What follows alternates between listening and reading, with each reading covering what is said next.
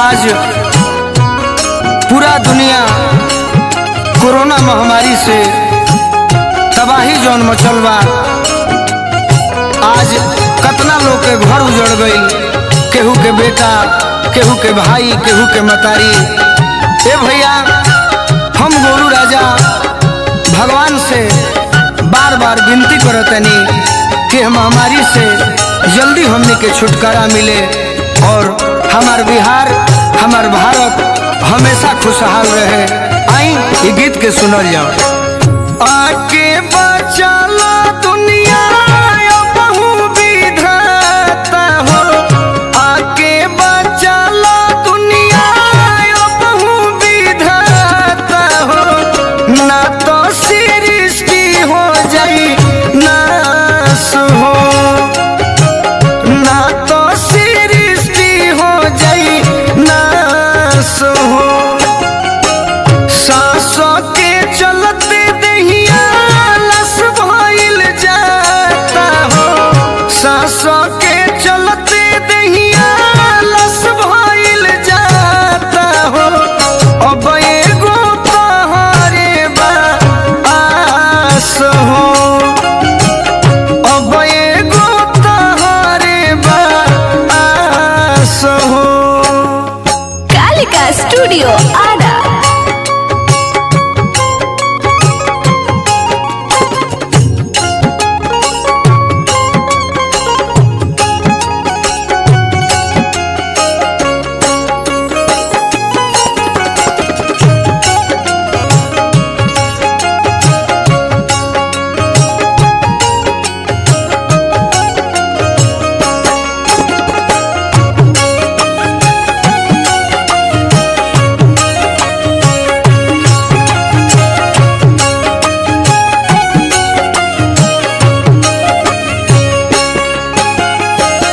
चलता मऊगत के सीजन, बनल कोरोना रीजन, मिले ना कतहूँ अब ता खोजलो से ऑक्सीजन।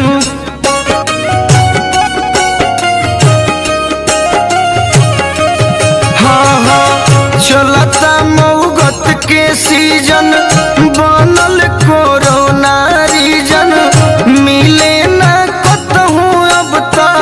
खोजलो से ऑक्सीजन। आटे ना दावा मुँह से हवा भराता हो, आटे ना दावा मुँह से हवा भराता हो, उतने में रुकिए जाता सांस हो। अब एगो तोहरे बा आस हो।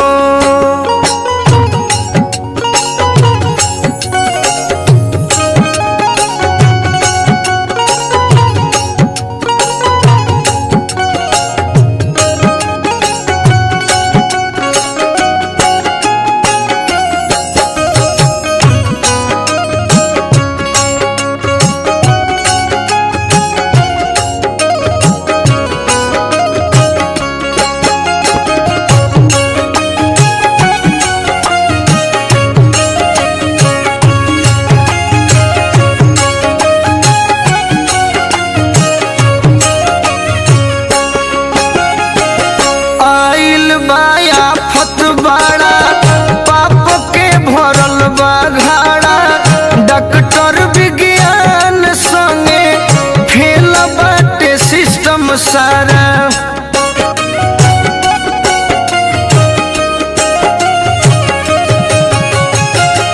आइल बाया फत बड़ा पाप के भरल बा घाड़ा, डॉक्टर विज्ञान संगे फेल बाटे सिस्टम सारा।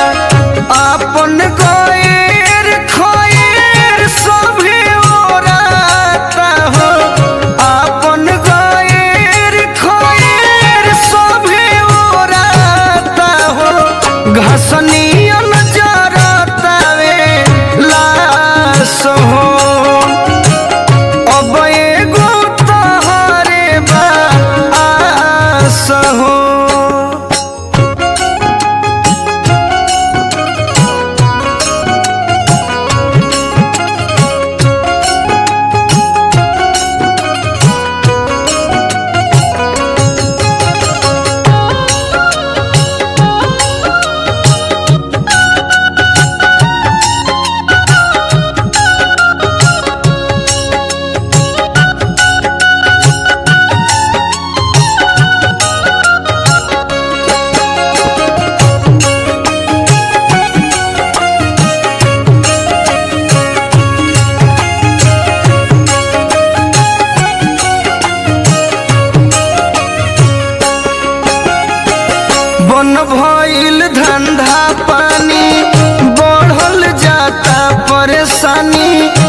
वैक्सीन भी आइल बाकी मरते नु बाड़े परानी।